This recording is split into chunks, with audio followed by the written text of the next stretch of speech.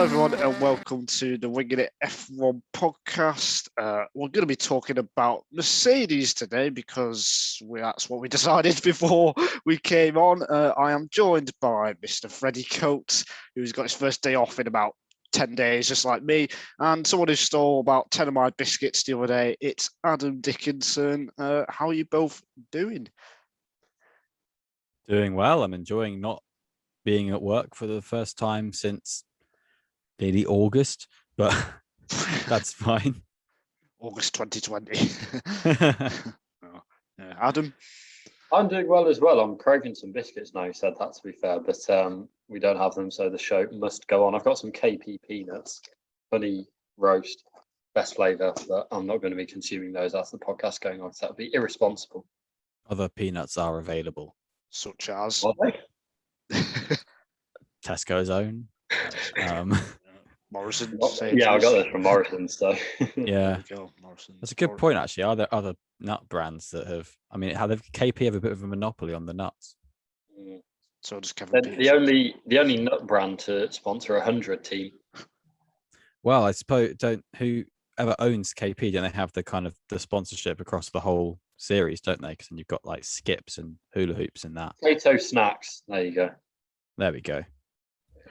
There we go. Right, let's talk about Mercedes then. Do you think like a KP Nuts F1 livery would look good?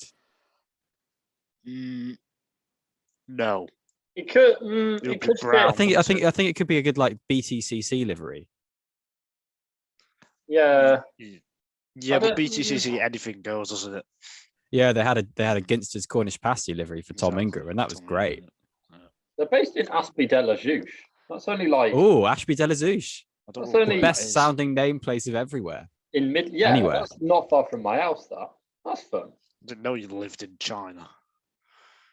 Why is Ashby de la Zouche in China? That doesn't sound China. It sounds European, doesn't it? Yeah, it's a French name. What are you on about? Made in Ashby de la Zouche. Oh, China, of course. I wonder what was hosted in Ashby de la Zouche in the Winter Olympics this year. Apparently they had the ice hockey there, but anyway. Speaking of people who didn't compete at the Winter Olympics, George Russell and Lewis Hamilton. We weren't speaking about people who didn't compete at the Winter Olympics. George Russell and Lewis Hamilton. Ashby de la Zouche and Tom Ingram. I'm just going to talk over you. 4th and 6th. Tom Ingram didn't compete at the Winter Olympics. Tom Ingram didn't compete at the Winter Olympics, did he? Yeah. The 4th and 6th in the championship, 35 points between them by my maths, which is probably right, because I did an A-level. Do we think Russell has done enough to lead the team? Get a second year at Merck? No, I think he should be sacked. I think they should bring in Bottas. I did do A-level maths, yeah. What do you think I did? What? What do you think he did, Adam? Do you think he didn't do A-level maths? It's the obvious answer. How many journalists? I'm doing journalism, and I did A-level maths. What? There's a clear correlation there. To be fair, he did do the data module. I think people go into journalism to get away from maths. Yeah. Not me. Anyway, has Russell done enough to prove that he's worthy of leading the team after Hamilton leaves, do we think? Whenever that it will be. Yes. Yes. Why? Because he's performed really well and has been really self-assured and has pretty much, he's not been looking to the team. He's been leading the team very obviously in races, in practice sessions. He very confidently goes his own way and it works well for him. And he's got really good pace. So that means he can afford to be really self-assured. Okay. He's pretty much matched Hamilton. They've been kind of blow for blow. I think they've kind of had different stretches of better fortune and less good fortune, but I think he's to be in that conversation and again to be ahead in the championship. That can only show that he's in that position to take over and be the successor to Hamilton, and in his first season in a front running team, in his first season in really a properly competitive team. Williams was better last season, but this is his first time where it's been in a team that's been able to fight for points consistently, and to have stepped up and been able to, get podiums frequently. Wasn't out of the top 5 finish for how long? Was it till Silverstone? When he Only Silverstone this year, and that was a retirement. Right. Yeah. So every race he's finished has been in the top 5. And I think one of the things that stands out for Russell is how just confident he is in battle. I think Spain, race 5 or 6 of the season, and he was just comfortably battling Max Verstappen and Charles Leclerc at points through the race, and that was very impressive. And I think that you can point to many examples of that throughout the year. I think he's definitely earned his position at Mercedes sevenfold, really, you could say. Yeah, which is ironic because Hamilton is a 7-time world champion, so there are numbers involved, and Tom Riddle had 7 Horcruxes. But I just think and George Russell is the Tom Riddle of Formula One, as you can tell. But on that, the way he has stepped in and not kind of been, I don't think, I'm not saying Hamilton's a bully, but the fact that he's not kind of been bullied or cowed by Hamilton or been kind of, I'm reaching for I know you're trying to get to find it. Like, you're trying to say he's not being crushed by Hamilton. He's not letting the weight of Hamilton in the team get into his head, which is a very easy thing to do, no matter how inclusive Hamilton is to his teammates. And we've seen that with Bottas and George now, that Hamilton is very good at getting the team on board and getting Russell into the team with him and helping him out and making sure they're a team effort. And I think they've been helped by the competitiveness of the car to interact with his teammates. But you're right, Russell hasn't been phased by the team whatsoever, by the weight of the team and the weight on his shoulders. He's taken it in his incredibly long strides and is doing an exemplary job. Freddie summed up my thoughts better than I could, which isn't a good sign. I had it in my head, and Freddie was still able to speak it better than I could. I think. No, I mean, you're the one who made the point. I just articulated it for you. That's what I guess. I'm your sub-editor of your thoughts. I'm not sure if Mercedes had a championship winning car like last year. I don't think Russell is quite good enough to win the title. I don't think. I think since Canada, Hamilton has been better. I think. I think there's no race since Canada where on pure pace, let's say, Russell has been better. And I don't think I quite trust him yet.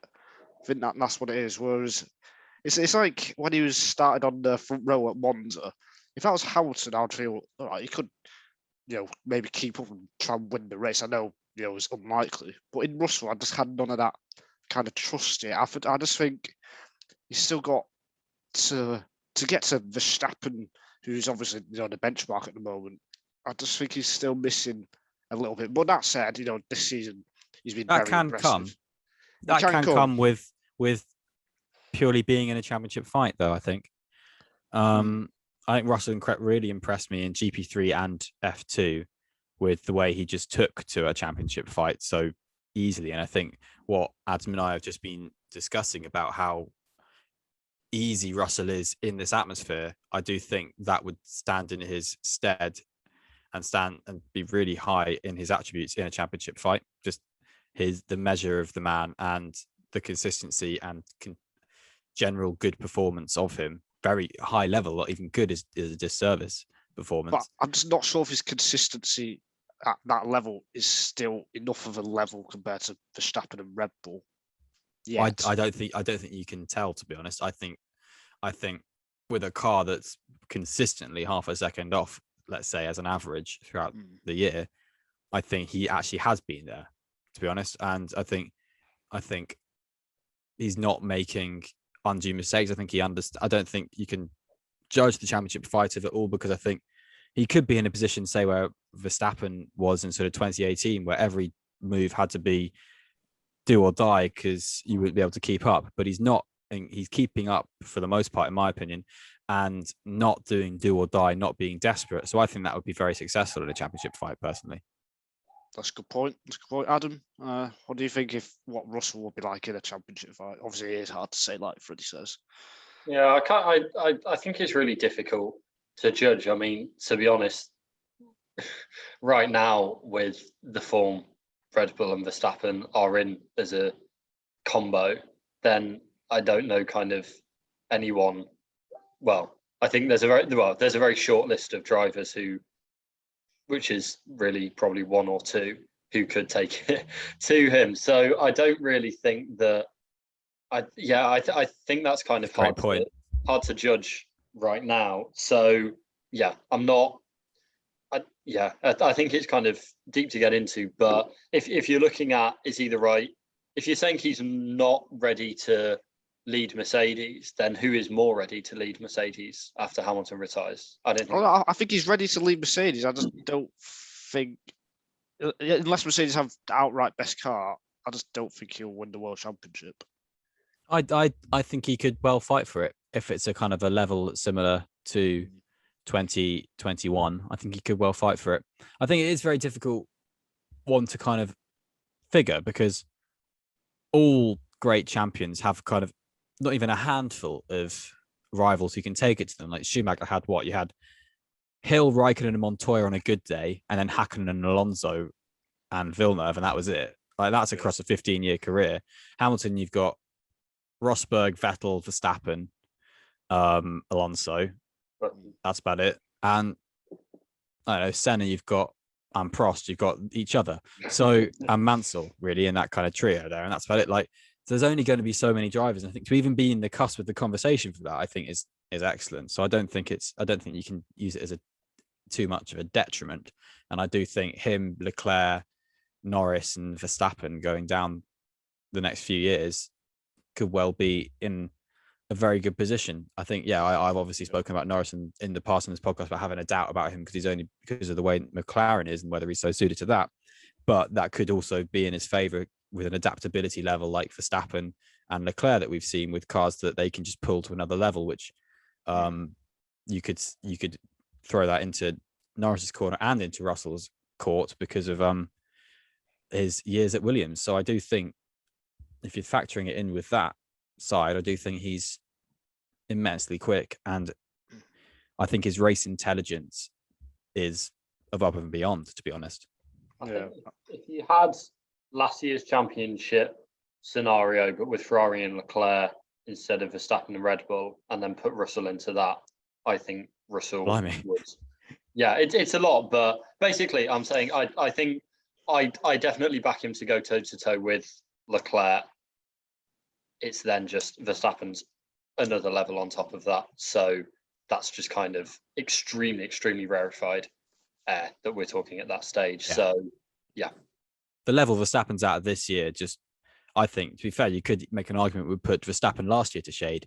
So that's, it's in such a way, such a dominant way that he's driving in such a confident way that you would need someone with the always there consistency of Russell. Say the cars are pretty similar. Say Russell's always in his mirrors every race, every day, every qualifying session, always slightly ahead, slightly alongside. That would rankle, and that would work for him in his favor in that kind of fight. Obviously, the same kind of thing would go against him. We're yet to see what that's like. But when you look back to sort of F2, and Russell and Norris are sort of always quite close to each other, Russell usually had the upper hand and was usually able to put himself in the position to get the upper hand, which I was always very impressed with. I think the way I see this Mercedes battle this year is similar to Sainz and Leclerc last year, in terms of that Sainz was, for the majority, was seen as the better driver. Not for me, Leclerc was better. And I see this in the same way with Hamilton and Russell now. And sorry, I'm just laughing because go on YouTube to find out what Freddie's doing. I was taking a Be Real of us doing the podcast. For those of you who don't know what Be Real is, it's available on social media. I still don't have it. Because Nigel's fake. He's a fake man. I'm just old, except you're old, but we know that. I'm down with the kids, man. I think Russell is kind of in Sainz's position from last year, and Hamilton is like Leclerc. And I think next year, I would say Hamilton could show up Russell a bit. That is my kind of bold prediction.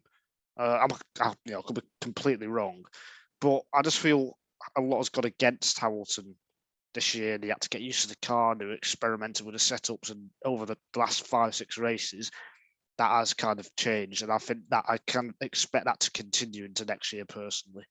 Yeah, It'd be interesting to see. I think the one thing with Russell is maybe I'm forgetting something, but I don't remember him having like that special kind of session or special quali or special race like, you know, Spa last year, or like he would do with Williams where he just put it where it had no right. I don't. Well, Hungary pole position. Yeah, there's one. Pretty good. One I'm forgetting, but Great point. But Hamilton had DRS problems, didn't he? And Yeah. that could have easily been him because his Q3 was completely messed up. So, yeah, it's just not been like we talked about last season quite, you know, a few times, and with Hamilton in his pomp before that, where they just have these weekends and several weekends in the year where they would just be, you know, get everything right and be stellar. And I'm not sure there's been that many kind of special moments from Russia where you've really sat backing on, well, but yeah, Hungary pole is an oversight on my part. Yeah. Yeah. Well, how do you think Hamilton is gonna? How do you think he's feeling about the kind of relationship between him and Russell? I think he's actually, the way it looks, isn't that I think he feels like Russell's not going to dominate him, and he also feels like he's a teammate he can work well with, particularly at this point in time where Mercedes is in a bit of a rebuilding phase. I think the perspective I get from Hamilton is that he's not trying to shade Russell. He's not trying to shut the door on him or anything. I think he understands that he can use Russell to make the team better and make the car better. And I think that seems to be the play that the hand that he's playing. And I think that's the right thing to do at the moment. I think that's a very mature and very, very respectable mindset of a teammate in a team clawing to the front. Be interesting to see, say next year, and they do what Ferrari have done and just have kind of soared back up and sat where they should be, and are where they should be in relation to Red Bull and Ferrari. It'd be interesting to see then if they're, because they will be close to each other on track. It'll be interesting to see then where they, how they kind of cut off with each other and don't share data, say, or don't give each other toes and things like that. Because at the moment, it feels like they're in a pretty decent harmony. I do think that kind of thing could change. I don't think it would get to a Rosberg Hamilton level, because I think Hamilton has grown up a lot since then and understands how poor that was for his performance and for the team. But who knows? I don't necessarily think it will be happy families. Yeah, I agree. I think I said after Zandvoort, didn't I, that Russell was selfish. Like, he did the right thing for him because at the time when the safety car came out, I think the team were planning to leave both drivers out until Russell made the call to go on fresh tyres and be better on the restart. So then he finishes ahead of Hamilton, that kind of thing. So it's just that small kind of sign there. Then Miami, they had an amazing battle there, which we unfortunately didn't see much of. There's just a few kind of hints for me that it could get pretty tasty next year or in 2024, perhaps. Yeah, your thoughts, Adam? It feels, in terms of relationship, it feels similar to Button and Hamilton. It feels most similar to that. And Button, if you're looking at teammates over multiple seasons being able to hang with Hamilton, Button is the best one in that category. So I think, yeah, that's kind of the and it never got really, it never got too heated with those two either. So that's kind of, I guess, the best case scenario. But they weren't fighting for, well, they were in the contention. Yeah. Anyway, I think the interesting thing about the Button Hamilton teammate relationship is what Hamilton has said about it in retrospect. Yeah. And he's always been a bit critical of the way McLaren have handled it. And sort of Jensen always had his entourage who were always there. And Hamilton did say he kind of felt a little bit more like the team gravitated towards him. I think Hamilton has grown in that regard and how he operates with the team, particularly with Mercedes. He's so happy in that team and way happier than he was at that point in McLaren. So I think Hamilton now, I think in the Button partnership would be ahead of Button more, in my opinion.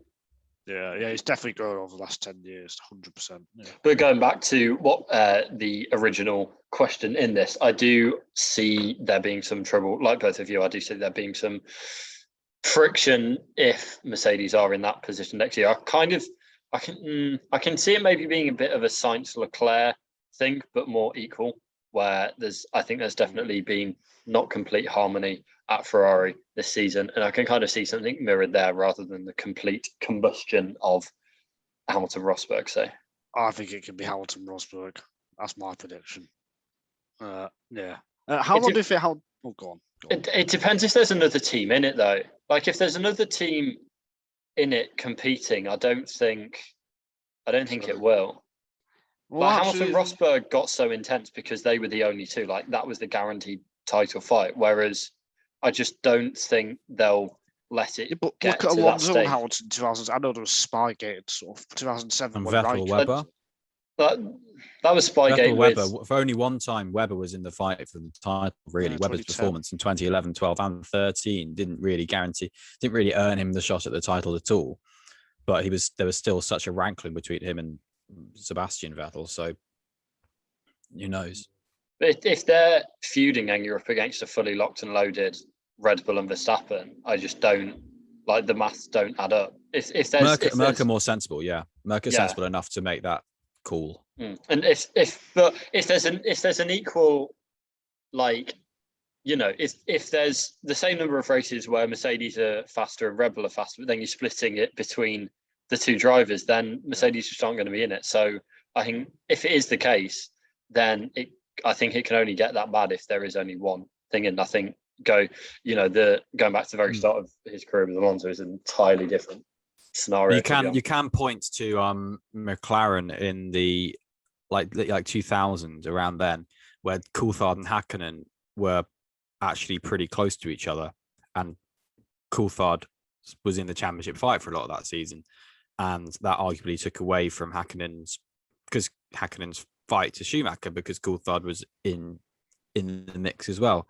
But I think as a team, I think you'd rather have two drivers who are definitely going to be performing rather than one, to be honest. And I think there's a reason why Bottas was moved aside for Russell for this kind of scenario. Yeah, but I mean, after all it would take is one moment, someone ignoring team orders or not getting out of the way or something, and then it could spiral from that. It could do, but I do think there's a genuine maturity to Hamilton that's grown and grown and grown, and I think it'd be more on Russell's side, to be honest, because he's a bit younger, so it would be a bit more interesting to see. But I do think it'd be interesting. Currently, I just don't get the feeling there'd be an explosion, but I do think there could be tetchiness. I agree. I think they might be better at ironing it out as well. I think it's good from Russell's side. Then you've obviously got Russell strikes me as someone who's good at ironing, to be fair. Imola 2021, where he took out Bottas and then that head pat afterwards, and me and Freddie had a great debate on that. Go back and check that episode. That we had a great debate. I can't remember what I was saying, to be honest. It was probably wrong. Oh, it was good. Sorry, Adam. Carry on. I was in the episode as well, just if you're interested. But I think. Oh well, nice to see you, Adam. Yeah, it always is. I don't. Well. Yeah, if you eat all my biscuits and eat all of Nigel's biscuits, who knows? Yeah, Nigel spent 3 hours in London trying to see me and failed. So, it's not always easy, but so hold on to it. Trying to see you. Yeah, he's trying to see you. But yeah, going back to I think it's a long old season as well. Like that is a long time to have a grudge against someone.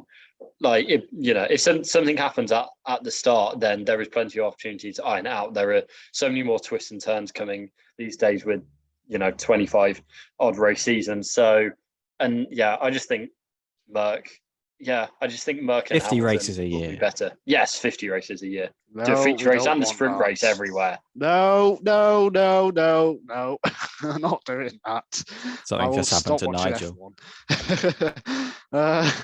How long do you think? Big up, Weck. How long 6 races a year. Yeah. How long do you think Russell and Hamilton will be teammates for? 2 more years.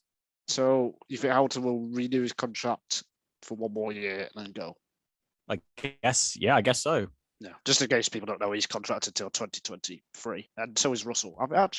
Russell, I'm not sure about. Actually. Russell's a multi-year contract. I reckon Yeah. he's got a third-year option on there. Yeah, probably. But yeah, Hamilton is 20. Hamilton probably does as well. Yeah. It's whoever side is it on? Is it on the team side or Hamilton? I would imagine Russell will be on the team side. Hamilton could well be on his side, the option. So what do you think, Adam? How long is Hamilton going to stay in F1 for? I don't know. I'll say 2 years as well, but I don't know. If he wins the championship, I think that will be his last season. So if he wins it next year, then I don't think he'd stay on for another year. But okay, so you think he'll go to Rosberg and retire? Yeah, but I don't know. I'm not saying he's great going to win fun for the drivers market next year. Like I've got no idea really.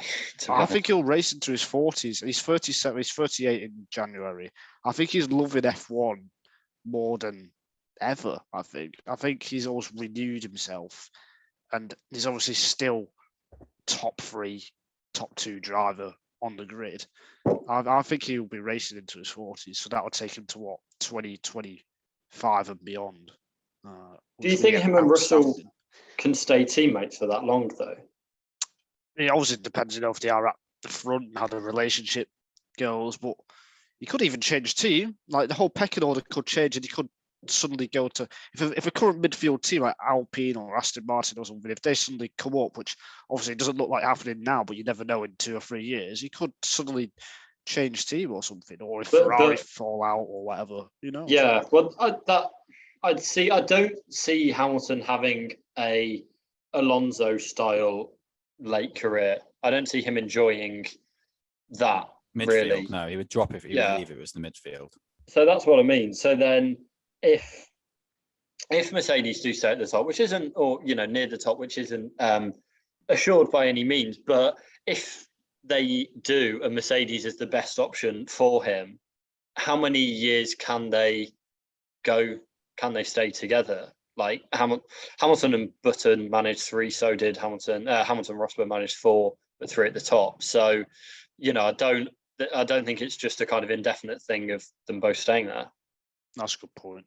Yeah, thank you. I'd be interesting to see. I can see them being teammates for that long, for the rest of Hamilton's career, however long that may be. I don't see any. There's no kind of reason currently, and it'd be an interesting thing to see if it does come to that point, if the relationship gets to a point, or if the performance of the car gets to a point where drivers are looking to jump ship from Mercedes. It'd be interesting to see, but that's something we can't really speculate on at the moment, to be honest, at all, because it would be purely it would be there's speculation, and then there's arguably just making up what the future's going to be. Yeah, and that's where we'd be. Yeah, it'd be interesting to see if this is another, bearing in mind what I've just said, but who would you use to replace Hamilton? I mean, we've spoken about who would lead the team after Hamilton, but who would Russell lead in the team? If you were to sort of look at sort of trajectories of drivers currently, say 2025 was an open seat for Mercedes, what's the sort of succession plan? Sainz? Ocon. That's an interesting one. Sainz, Ocon, Norris. Gasly. I tend to think Norris is the favourite for me on that. Yeah, especially if McLaren don't get back to the top, which they haven't for the last 10 years. Yeah. So depends how it happens, though. Like Norris if or it's Piastri. I mean, if it's Hamilton wins the championship and walks away and they're looking around for someone in December, that's a different scenario. If it's Hamilton and Russell kind of combust and it's a very ignominious end to the partnership, I think that will influence maybe not going for someone who might see a repeat of that. So I think that really all depends on how it ends. But I can kind of see, if Russell is their driver of the future, I can see them going for a kind of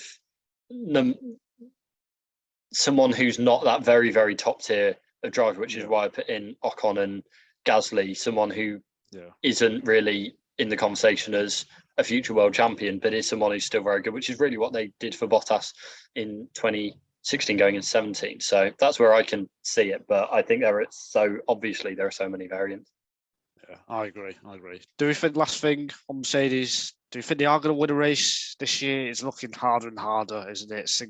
I mean, Zandvoort was the best chance for me in the second half or after the summer break in terms of the races. I think Singapore, which is next, is probably the next best chance, but it's less likely than Zandvoort. They didn't quite win at Zandvoort, obviously. So do we see it happening? Because obviously Hamilton has got his streak to keep up of winning in every season. I see it happening. Yes. So do you think there's going to be a mad race and Hamilton or Russell are going to win? I don't know. It's not going to happen on pure performance, I don't think. It's a really tricky one. I think I would have said a month ago or so that it could happen on performance in somewhere like Zandvoort, but I do also think then that qualifying overload, if they're able to get onto the front row, then they could do it, or onto the second row performance. But if they're sort of starting fifth and sixth, which is kind of where you would expect them to start from just qualifying pace, I'd even at a track where on race pace they're pretty much the same or better, like in Zandvoort, that's the qualifying pace still isn't quite going to be able to put them in the mix, because then they've just got to do that. They've got to then overthrow the other cars, whereas apart from just keep them behind. If there's a situation, say, where someone like Suzuka and Hamilton can do a worldie of a lap, or Russell the same, I think there's a chance. I think somewhere like Interlagos there's a chance, but they are running out of races. Obviously, what with there being 6 races to go, 6 races is a lot. It's a lot of time, but I'm starting to think they won't. I'm starting to think they won't win a race, but I want them to, just for the race would probably be quite good. Oh yeah, I completely agree. I think they will. I don't think they're going to win on pure pace unless it's Singapore. Obviously, Singapore's a very, very last chance for pure pace win. After that, it's going to have to be some chaotic race, which we've not had too many of yet this year. Only a couple, I think. So, yeah, I think Hamilton in 2023. Yeah, Hamilton or Russell could pick up the pieces if there's a mad race, I think. I think Brazil, I'm going to call it. Interlagos. In the wet. It doesn't have to be. It could be like 20. There's a sprint race in Brazil as well. could be like 2019, where there's like late safety car and turns the race, not upside down, but flips it in in a different team's favour. So, yeah, I think Hamilton in front of a passionate pseudo home crowd, since he is an honorary Brazilian citizen, I see him winning there. I've got it pictured there. It's glorious. Yeah. Dreams do come true. That's not going to happen. We jinx everything. Well, if you say everything, then you'll always be right. Well, you'll also be wrong. And that's why I am regarded as a guy with, my glass half full, and you're regarded as a guy with his glass half empty, Nigel.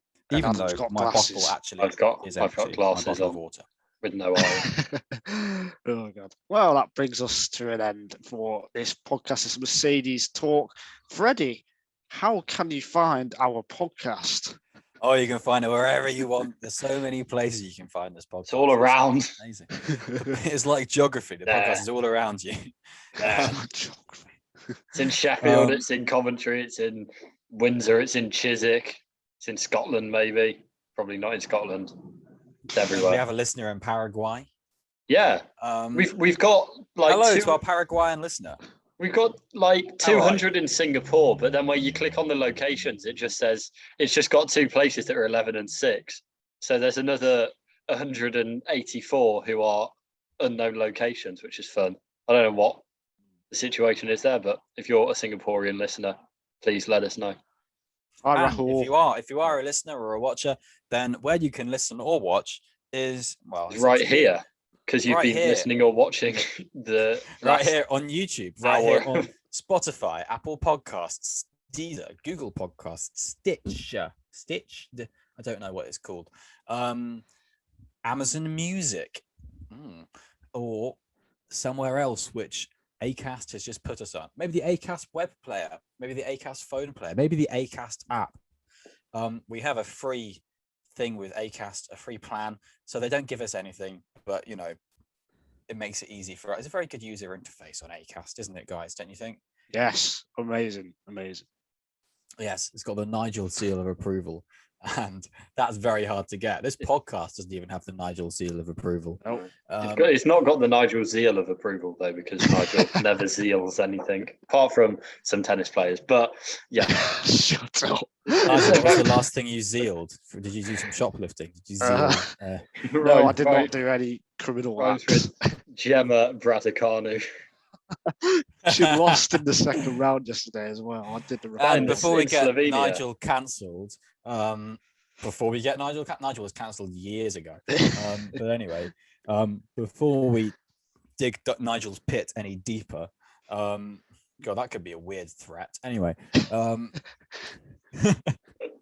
but yeah, you can find us wherever you want to. Please leave us a review because that makes us look good. Please give us a like. Please tell your mates. Please share us. Please play us on loop in the background because that's very nice for us. And, you know, if you're in the car, if you're on the train, if you're on a plane, if you're on a boat, play it out loud because then so many people will be there and be able to hear it. They won't be annoyed at you.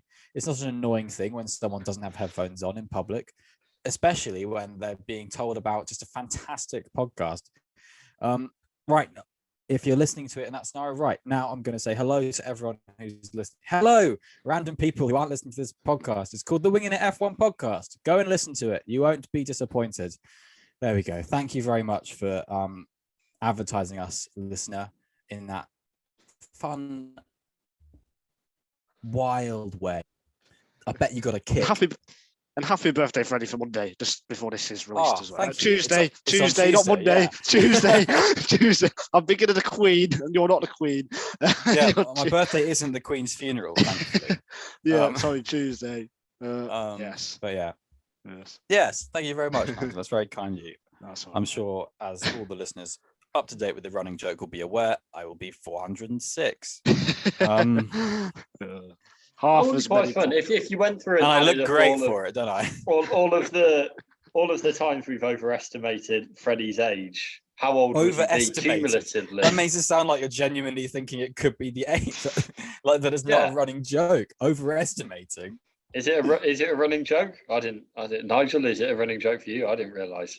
No, I don't. We don't bring it all that much. No. No, this is genuine aging of Freddie. Yeah, well, I mean, I'm not giving you the Philosopher's Stone. I'm keeping it for myself. Thank you very much for listening. We'll see you next week. See you next week, guys. Goodbye.